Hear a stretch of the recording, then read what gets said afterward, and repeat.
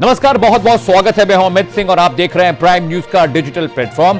आज हम एक नई खबर लेकर हाजिर हैं और बात करने जा रहे हैं एक ऐसे शख्स की जिसके पीछे पूरा हंगामा मचा रहा, मेहुल चौकसी। जी हां, 13,000 करोड़ के पंजाब नेशनल बैंक घोटाले का मास्टरमाइंड और 7 साल से फरार हीरा कारोबारी मेहुल चौकसी आखिरकार बेल्जियम में गिरफ्तार कर लिया गया है। जी हां, भारत की सीबीआई अपील पर उसकी गिरफ्तारी हुई है और बेल्जियम पुलिस ने उसे हिरासत में ले लिया है।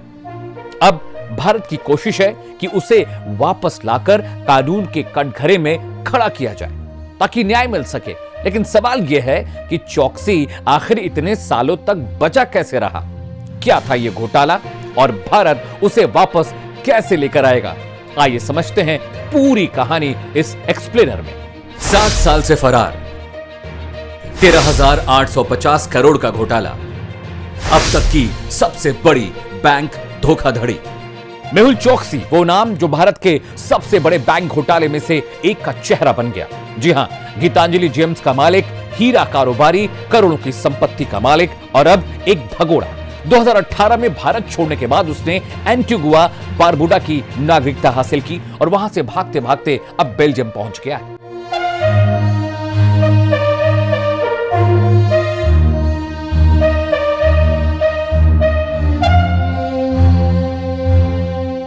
यह है हीरा कारोबारी मेहुल चौकसी की पूरी प्रोफाइल। उम्र 65 साल और कंपनी गीतांजलि जेम्स। साल 2018 तक उसकी कथित नेटवर्थ करीब 20,000 करोड़ रुपए थी, लेकिन जनवरी 2018 में वो भारत छोड़कर भाग गया। बाद में उसने एंटीगुआ और बारबुडा की नागरिकता हासिल कर ली। अब साल 2025 में बेल्जियम की जेल में बंद है और भारत उसे वापस लाने की पुरजोर कोशिश कर रहा है।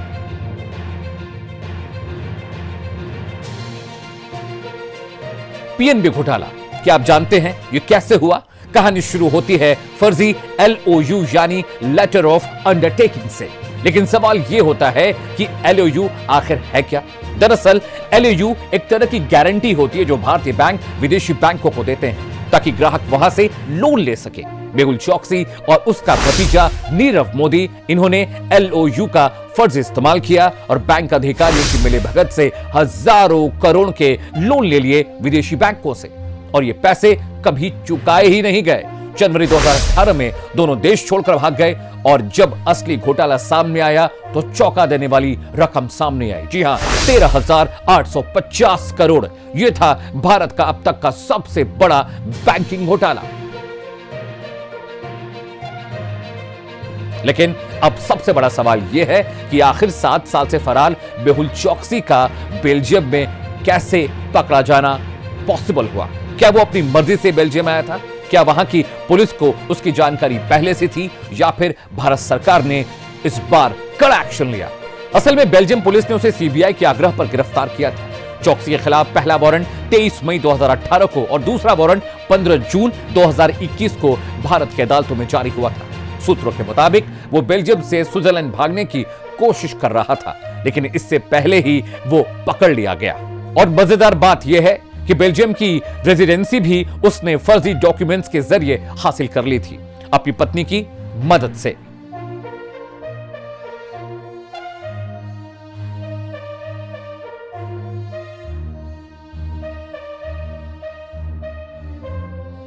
आइए अब एक नजर डालते हैं मेहुल चौकसी की गिरफ्तारी की पूरी टाइमलाइन पे।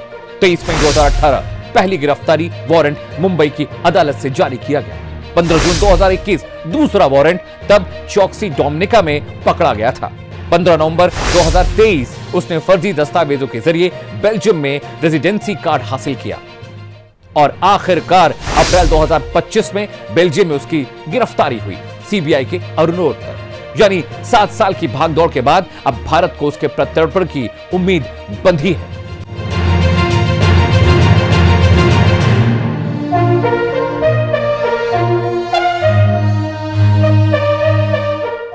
तो सवाल यह है, क्या भारत चौकसी को वापस ला पाएगा? इसका जवाब छुपा है एक 125 साल पुरानी संधि में। 1901 में भारत और बेल्जियम के बीच प्रत्यर्पण संधि साइन हुई थी। यह ब्रिटिश काल की संधि थी, लेकिन 1954 में आजाद भारत और बेल्जियम ने इसे जारी रखने पर सहमति दी। इसी संधि के तहत भारत ने अगस्त 2024 में मेहुल चौकसी के प्रत्यर्पण की अपील की थी। डुअल क्रिमिनलिटी, दोनों देशों में अपराध होना जरूरी है। सबूत जरूरी, बिना ठोस सबूत कोई प्रत्यर्पण नहीं होता, कोई बाध्यता नहीं, देश को अपने नागरिक को सौंपना जरूरी नहीं। राजनीतिक मामलों में मना किया जा सकता है। अपील के 14 दिन के अंदर आधिकारिक अनुरोध जरूरी है। भारत और बेल्जियम के बीच यह संधि 1901 में हुई। उस वक्त भारत पर ब्रिटिश राज हुआ करता था, लेकिन 1954 में आजाद भारत और बेल्जियम ने इस संधि को दोबारा लागू किया। इसी संधि के तहत भारत ने अगस्त 2024 में चौकसी के प्रत्यर्पण की मांग की। उस पर आरोप है दोनों देशों में अपराध का। पक्के सबूत होने चाहिए, वरना प्रत्यर्पण नहीं होगा। कोई देश अपने नागरिक को सौंपने के लिए मजबूर नहीं है। अगर केस राजनीतिक लगे तो मना किया जा सकता है। भारत को 14 दिन में ऑफिशियल रिक्वेस्ट भेजनी होती है।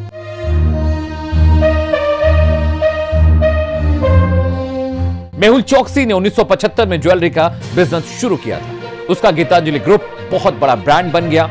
4000 से ज्यादा स्टोर्स खुल गए। ब्रांड जैसे गिली, नक्षत्र, अस्मी और माया, बॉलीवुड की बड़ी स्टार्स भी इस एड में दिखने लगे। लेकिन घोटाले के बाद उसकी सारी संपत्तियां जब्त हो गईं। दिसंबर 2023 में ईडी ने 125 करोड़ की संपत्ति बैंकों को लौटा दी। 2017 में मेहुल चौकसी ने एंटीगुआ की नागरिकता ले ली, ताकि अगर घोटाला सामने आए तो आसानी से भागा जा सके। जनवरी 2018 में जैसे ही पीएनबी घोटाले का खुलासा हुआ, वो भारत से फरार हो गया।